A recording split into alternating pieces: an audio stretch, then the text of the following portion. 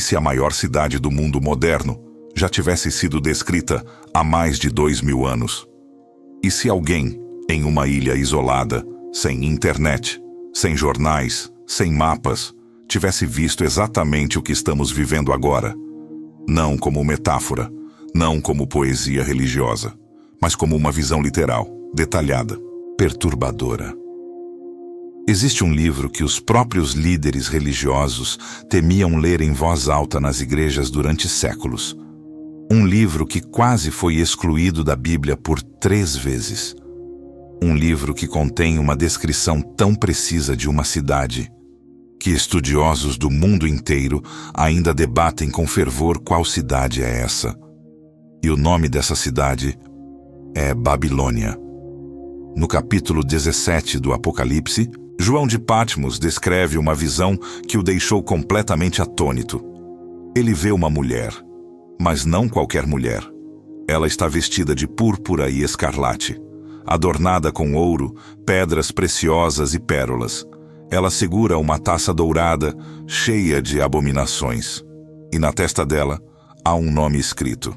Um nome que o próprio texto chama de mistério. Babilônia, a Grande, a mãe das prostitutas e das abominações da terra. João estava descrevendo o passado? Estava falando do presente dele? Ou estava apontando o dedo diretamente para o nosso tempo? Porque aqui está o que ninguém te conta nas homilias de domingo. A Babilônia que João descreve não existia mais quando ele escreveu o Apocalipse. A cidade havia sido destruída séculos antes. Ela era, na época de João, apenas ruínas e pó no deserto do Iraque. Então por quê? Por que João a ressuscita no fim dos tempos? Por que um anjo poderoso desce do céu, ilumina a terra inteira com seu esplendor e grita com voz forte: "Caiu! Caiu a grande Babilônia!" O que se João não estivesse falando de uma cidade do passado, mas de uma força? Uma força que atravessa séculos, que muda de nome, que muda de endereço, mas que nunca desapareceu? Nos próximos minutos, vamos mergulhar nas profundezas de um dos maiores enigmas das Escrituras. Vamos percorrer as ruínas da Babilônia histórica. Vamos entrar nos corredores secretos do texto do Apocalipse. E vamos chegar a uma conclusão que pode mudar a forma como você enxerga o mundo à sua volta. Prepare-se, porque o que você está prestes a descobrir foi enterrado por séculos. E hoje, ele volta à superfície. Para entender o que João viu, precisamos primeiro voltar no tempo, muito antes do Apocalipse, muito antes de Cristo. Precisamos ir até um lugar onde o céu e a terra, segundo os antigos, se encontravam. Imagine o ano de 600 antes de Cristo. Você está no coração da Mesopotâmia. O sol castiga a terra seca e dourada do que hoje chamamos de Iraque. À sua frente se ergue a cidade mais poderosa, mais rica e mais temida do mundo conhecido: Babilônia. Não estamos falando de uma cidade comum. Estamos falando de uma metrópole de quase 1 milhão de habitantes em uma época em que a maioria das cidades mal chegava a 10 mil. Uma cidade cercada por muralhas tão largas que carruagens desfilavam lado a lado sobre elas. Uma cidade com jardins suspensos que desafiavam a gravidade e a imaginação.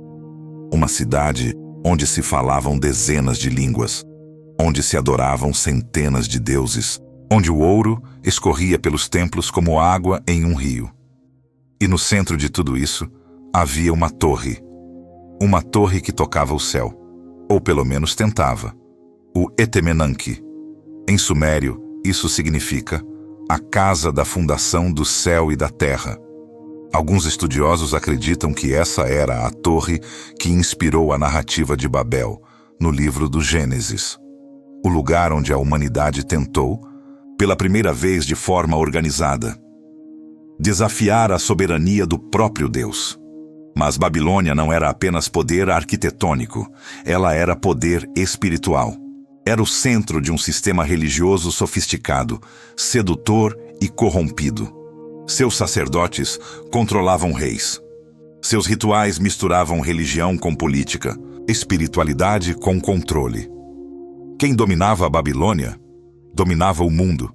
E foi exatamente nessa cidade que o povo de Israel viveu seu momento mais sombrio, o exílio babilônico. Em 587 a.C., o rei Nabucodonosor destruiu Jerusalém, incendiou o Templo de Salomão e levou o povo de Deus encadeado para dentro das muralhas de Babilônia. Imagine o que aqueles homens e mulheres sentiram, longe de sua terra, longe do templo, cercados por deuses estranhos, por línguas desconhecidas, por um sistema que tentava a cada dia apagar sua identidade. O Salmo 137 registra esse grito de dor com uma honestidade que corta a alma. À beira dos rios da Babilônia, ali nos sentamos e choramos quando nos lembrávamos de Sião. Babilônia, portanto, não era apenas uma cidade para Israel. Ela era o símbolo da opressão, o símbolo da apostasia, o símbolo de tudo que se opõe a Deus. Avance agora 6 séculos. Estamos no ano aproximado de 95 depois de Cristo. O Império Romano domina o mundo conhecido com punho de ferro. E em uma pequena ilha rochosa no mar Egeu, chamada Patmos, um homem idoso vive em exílio forçado. Seu nome é João. O mesmo que caminhou ao lado de Jesus. O mesmo que estava ao pé da cruz. Agora velho, preso, isolado, ele recebe uma visão que vai sacudir os alicerces da história. E nessa visão, Babilônia ressurge. Não como lembrança histórica, não como metáfora poética, mas como uma entidade viva, poderosa, ainda atuante, uma cidade que ainda governa os reis da terra. Uma cidade que embriagou as nações com o vinho da sua imoralidade. Uma cidade que perseguiu e matou os profetas e os santos de Deus. Mas aqui está a pergunta que nenhum estudioso consegue responder com unanimidade. Qual cidade é essa? Porque quando João escreveu o Apocalipse, a Babilônia histórica estava morta, destruída, abandonada, engolida pelo deserto. Então João estava usando Babilônia como um código, um nome secreto para outra cidade? Ou ele estava profetizando uma ressurreição de algo que nunca deveria ter morrido? 3 teorias dominam o debate teológico e histórico há séculos. E as 3 têm evidências poderosas. As 3 têm defensores brilhantes. E as 3 deixam perguntas sem resposta. A primeira diz que Babilônia era o nome em código para Roma. A segunda diz que Babilônia representa Jerusalém corrompida. E a terceira, a mais perturbadora de todas, diz que Babilônia não é nenhuma cidade específica. Babilônia é um sistema que existe desde os primórdios da civilização humana e que ainda está funcionando. Hoje, agora, enquanto você assiste a este vídeo. 3 teorias, 3 possibilidades, e cada uma delas, quando você começa a investigar de verdade, parece mais assustadora do que a anterior. Vamos começar pela mais aceita entre os estudiosos.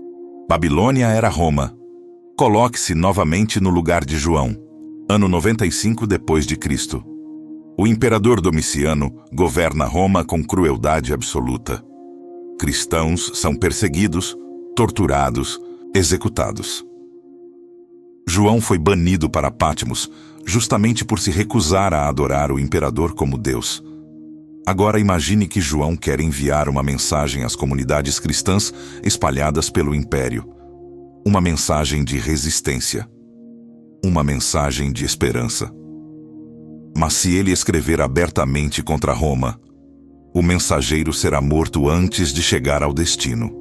A carta será confiscada, e os cristãos que a receberem serão executados. Então João usa um código que todo judeu e todo cristão do primeiro século entenderia imediatamente: Babilônia. O nome do maior inimigo histórico do povo de Deus. O símbolo universal da opressão pagã. E os detalhes do texto confirmam essa leitura com uma precisão que arrepia. O Apocalipse descreve Babilônia como uma cidade construída sobre 7 montes. 7 montes. Roma era conhecida no mundo antigo por um único apelido, a Cidade dos 7 Montes. Não era metáfora, não era coincidência. Roma foi literalmente edificada sobre 7 colinas, e todo cidadão romano sabia disso. O texto também descreve Babilônia como a cidade que governa os reis da terra. Em 95 d.C., havia apenas uma cidade no mundo com esse poder: Roma. A cidade que havia conquistado a Grécia, o Egito, a Judéia, a Síria, a Britânia. A cidade cujo imperador era chamado de Dominus e Deus, Senhor e Deus. E há mais um detalhe, perturbador, quase impossível de ignorar. O texto diz que Babilônia estava embriagada com o sangue dos santos, embriagada com o sangue dos que testemunharam de Jesus. Em apenas 3 décadas antes do Apocalipse, Roma havia incendiado cristãos vivos para iluminar seus jardins noturnos. Roma havia jogado santos nas arenas para serem devorados por leões. Roma havia crucificado o próprio Pedro de cabeça para baixo. Roma havia decapitado Paulo. A teoria é poderosa, convincente, historicamente sólida. Mas há uma segunda teoria que poucos ousam mencionar abertamente. E ela é ainda mais chocante, porque aponta não para o inimigo de fora, mas para o inimigo de dentro. Alguns dos mais respeitados estudiosos das Escrituras, incluindo nomes como Kenneth Gentry e David Chilton, argumentam que a Babilônia do Apocalipse não era Roma, era Jerusalém. Jerusalém, a cidade santa, a cidade de Davi, o lugar onde o templo de Deus habitava. Mas pense no contexto. No 1º século, Jerusalém havia se corrompido profundamente. Seus líderes religiosos haviam entregado o Filho de Deus para ser crucificado. Haviam perseguido seus discípulos. Haviam expulsado das sinagogas aqueles que criam em Jesus. E o próprio Jesus, antes de morrer, havia dito sobre Jerusalém palavras que ainda ecoam: sobre vós cairá todo o sangue justo derramado sobre a terra, desde o sangue de Abel até o sangue de Zacarias. O Apocalipse diz que Babilônia estava embriagada com o sangue dos profetas. E quem matava os profetas no Antigo Testamento? Não era Roma, era Israel, era Jerusalém. Jesus mesmo o disse sem rodeios: Jerusalém, Jerusalém, que matas os profetas e apedrejas os que são enviados a ti.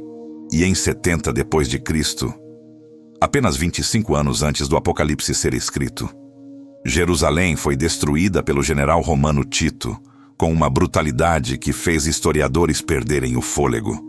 O templo foi incendiado. Mais de 1 milhão de pessoas morreram. Outros milhares foram levados como escravos para Roma. Caiu a grande Babilônia. Estava João descrevendo algo que já havia acontecido? Ou algo que ainda estava por vir? E aqui chegamos à terceira teoria, a mais difícil de refutar. E talvez a mais relevante para os dias de hoje. Babilônia não é uma cidade. Babilônia é um sistema de poder, controle, sedução e corrupção espiritual que começou nos jardins do Éden. Ganhou forma na Torre de Babel. Floresceu na Babilônia histórica, se reinventou em Roma. E continua operando hoje sob novos nomes, novas fachadas, novas bandeiras. Pense no que o texto descreve. Babilônia controla o comércio mundial. Os mercadores da terra ficam ricos por causa dela. Ela negocia ouro, prata, pedras preciosas, tecidos finos e também escravos. E também almas de homens. Babilônia controla os reis da terra. Os governantes bebem do seu vinho. Eles se prostituem com ela. Eles entregam seu poder a ela. Babilônia controla a cultura, a música, o entretenimento, o que as pessoas desejam, o que as pessoas adoram, o que as pessoas consideram normal. Agora feche os olhos por um segundo e pergunte a si mesmo: você conhece algum sistema hoje que controla o comércio global, que influencia governos e reis, que dita cultura, entretenimento e desejos, que promete riqueza e poder a quem se curvar a ela? O estudioso G.K. Beale, um dos maiores especialistas em Apocalipse do século XX, escreveu que Babilônia, no texto de João, representa o sistema mundial organizado em oposição a Deus em qualquer época histórica. Não uma cidade específica, não um império específico. Uma força espiritual que habita os sistemas humanos, que se adapta, que sobrevive, que seduz. E o mais perturbador de tudo, o Apocalipse não diz que Babilônia vencerá, mas diz que, antes de cair, ela vai seduzir praticamente o mundo inteiro. E nós estamos vivendo exatamente nessa época? Até aqui viajamos séculos no passado. Caminhamos pelas ruínas da Babilônia histórica. Entramos nos corredores secretos do Apocalipse. Ouvimos 3 teorias que sacudiram os alicerces da teologia por séculos. Mas agora, precisamos olhar para frente. Precisamos olhar para hoje. Porque o texto de João não foi escrito apenas para o primeiro século. Ele foi escrito para todas as gerações. E há algo no ar do nosso tempo que faz as palavras do Apocalipse pulsarem com uma urgência que nunca sentiram antes. Vamos fazer um exercício. Vamos pegar as características que o Apocalipse atribui à Babilônia e colocá-las lado a lado com o mundo em que vivemos. Primeira característica. O texto diz que Babilônia é uma cidade que domina o comércio de todas as nações, que os mercadores do mundo inteiro ficaram ricos por causa dela, que ela negociava de especiarias a ouro, de escravos a almas de homens. Hoje, um punhado de corporações controla cadeias de suprimento que atravessam todos os continentes. 5 empresas de tecnologia valem mais do que o PIB da maioria dos países do mundo. Algoritmos decidem o que bilhões de pessoas veem, desejam e compram. E aquela frase perturbadora sobre negociar almas de homens? Em grego, o texto usa a palavra psaikas, que significa literalmente vidas humanas ou almas. Hoje, o modelo de negócios de algumas das maiores empresas do planeta é literalmente baseado em vender a atenção humana. Não produtos, não serviços, pessoas. Segunda característica. O Apocalipse descreve Babilônia como uma força que seduz os reis da terra, que eles bebem do seu vinho, que entregam voluntariamente seu poder a ela. Hoje, lobistas gastam bilhões influenciando legisladores. Corporações financiam campanhas eleitorais em troca de políticas favoráveis. Governos inteiros moldam suas leis ao redor dos interesses de entidades supranacionais que nenhum cidadão elegeu. O filósofo político Sheldon Wolin cunhou o termo democracia gerenciada para descrever sistemas onde as eleições existem. Mas o poder real está em outro lugar. Em outro lugar que ninguém vota. Em outro lugar que ninguém escolheu. Terceira característica, e esta é a mais perturbadora. O texto diz que Babilônia perseguiu e matou os santos e profetas de Deus, que estava embriagada com o sangue deles. No século XX e início do século XXI, mais cristãos foram mortos por sua fé do que em todos os séculos anteriores da história combinados. Não é exagero. É dado histórico documentado pelo Centro para o Estudo do Cristianismo Global da Universidade Gordon Conwell. Estima-se que no século XX, aproximadamente 70 milhões de cristãos foram mortos por causa de sua fé. 70 milhões. Mas há ainda uma quarta característica que João descreve.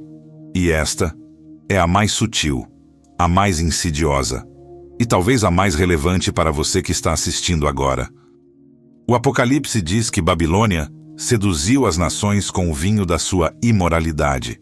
A palavra grega usada é porneia, que não se refere apenas à imoralidade sexual.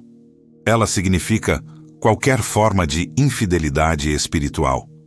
Qualquer coisa que substitua a devoção a Deus por devoção a outra coisa. Poder, conforto, status, aprovação, entretenimento, segurança material. Babilônia não precisa apontar uma arma para a sua cabeça. Ela não precisa te ameaçar.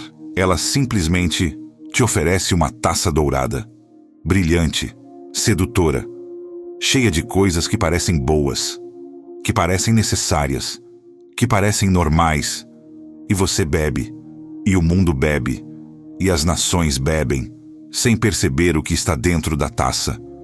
É aqui que chegamos ao coração do mistério. Revelação que João guardou para o clímax da sua visão. No capítulo 18 do Apocalipse, um anjo desce do céu com tamanha glória que a terra inteira é iluminada por ela. E ele grita com voz forte: Caiu, caiu a grande Babilônia. Mas então vem a parte que a maioria das pessoas não lê com atenção. Logo depois desse anúncio de queda, vem um chamado urgente, um chamado que atravessa séculos e chega intacto até este momento. Saí dela, povo meu, para que não sejais participantes dos seus pecados e para que não recebais as suas pragas. Saí dela. Não é um convite, é uma ordem, é um grito de emergência. E o mais revelador de tudo é que esse chamado pressupõe algo que muitas pessoas não querem admitir. Pressupõe que o povo de Deus pode estar dentro de Babilônia, confortável dentro de Babilônia, entorpecido dentro de Babilônia, sem nem perceber que está dentro de Babilônia. Não são os incrédulos que recebem esse aviso, são os santos. É o povo de Deus, porque Babilônia não conquista pelo terror, ela conquista pela sedução. Ela não te força a adorar ídolos, ela simplesmente faz com que os ídolos pareçam normais, inevitáveis, inofensivos. E quando o anjo anuncia a queda de Babilônia, 3 grupos choram: os reis da terra, os mercadores da terra, os navegadores e marinheiros. Todos eles choram pela mesma razão. Não choram pelo julgamento de Deus, não choram pelos santos perseguidos. Eles choram porque perderam seus negócios. Eles choram porque perderam seu conforto. Eles choram porque a fonte da sua riqueza secou de uma vez. E enquanto a terra chora a queda de Babilônia, o céu reage de uma forma completamente diferente. O Apocalipse diz: Alegrai-vos sobre ela, ó céu, e vós, santos, apóstolos e profetas, porque Deus pronunciou o vosso julgamento contra ela. O que é tragédia para o mundo é libertação para os santos. O que é o fim para a Babilônia é o começo de algo que o olho humano ainda não pode ver completamente. E é exatamente aqui, nesse ponto de tensão entre o choro da terra e a alegria do céu, que chegamos à pergunta mais importante de toda essa investigação. Uma pergunta que não é histórica, que não é teológica, que é pessoal, profundamente pessoal. De qual lado você está? Chegamos ao fim desta jornada. Mas talvez este seja apenas o começo da sua. Percorremos milênios em poucos minutos. Caminhamos pelas muralhas douradas da Babilônia histórica. Sentamos ao lado de João em sua ilha de exílio. Investigamos impérios, sistemas, teorias e profecias. E ao longo de tudo isso, uma verdade foi emergindo lentamente, como uma ilha que aparece à medida que a maré baixa. Babilônia não é apenas história. Babilônia é um espelho. Um espelho que o Apocalipse coloca diante de cada geração. E que pergunta, sem rodeios, sem eufemismos, sem gentileza excessiva: o que você está adorando? Ao que você está servindo? De quem você está dependendo? Porque a mensagem central do Apocalipse nunca foi sobre datas. Nunca foi sobre cronogramas proféticos. Nunca foi sobre mapas geopolíticos ou teorias conspiratórias. A mensagem central do Apocalipse é esta: existe apenas dois reinos, o reino de Deus e o reino de Babilônia, e toda a alma humana, em todo tempo, em toda geração, tem que escolher em qual deles vai habitar. João termina sua visão com uma cena que contrasta completamente com tudo que veio antes. Depois da queda de Babilônia, depois do choro dos reis e dos mercadores, depois do silêncio das harpas e das flautas nas ruas da grande cidade, João vê outra cidade, uma cidade que desce do céu, radiante como uma noiva adornada para o seu noivo, a Nova Jerusalém. E esta cidade é o oposto absoluto de Babilônia em cada detalhe. Babilônia seduzia com ouro falso. A Nova Jerusalém é de ouro puro, transparente como cristal. Babilônia vendia almas de homens. A Nova Jerusalém oferece vida gratuitamente. Babilônia embriagava com o vinho da imoralidade. A Nova Jerusalém tem um rio de água da vida, límpido como cristal. Babilônia tinha no centro um templo de ídolos. A Nova Jerusalém não precisa de templo, porque Deus mesmo habita no meio do seu povo. Dois sistemas, duas cidades, dois destinos. E o Apocalipse termina não com terror, não com destruição, não com desolação. Ele termina com um convite. O mais belo convite já escrito na história da literatura humana. O Espírito e a noiva dizem, vem. E aquele que ouve, diga, vem. E aquele que tem sede, venha. E quem quiser, receba de graça a água da vida. Depois de toda a grandiosidade do Apocalipse, depois de todos os selos, trombetas e taças, depois de dragões, bestas e a grande prostituta, depois de guerras cósmicas e julgamentos eternos, a última palavra do livro mais misterioso da Bíblia é uma palavra de apenas 3 letras. Vem. Não é um ultimato, é um chamado. É a voz de alguém que vê o que está por vir e estende a mão antes que seja tarde demais. Então aqui está a pergunta que fica. A pergunta que João, em seu exílio solitário na ilha de Patmos, estava realmente fazendo para cada pessoa que um dia lesse suas palavras. A pergunta que atravessou 20 séculos intacta. A pergunta que chegou até você, hoje, neste exato momento. Você consegue ouvir o choro dos reis e mercadores que perderam tudo quando Babilônia caiu? Ou você consegue ouvir a alegria do céu, a festa dos santos, o som das águas de vida correndo livremente pela Nova Jerusalém? Porque no final, o enigma da Babilônia no Apocalipse não é um enigma histórico, não é um enigma geográfico, não é um enigma teológico, é um enigma existencial. E a resposta está em cada escolha que você faz, em cada coisa a qual você entrega sua atenção, em cada sistema ao qual você entrega sua lealdade, em cada voz que você decide ouvir. A grande Babilônia vai cair. O texto é categórico sobre isso. O anjo já anunciou. O decreto já foi proferido nos céus. A única pergunta que ainda está em aberto é onde você vai estar quando ela cair.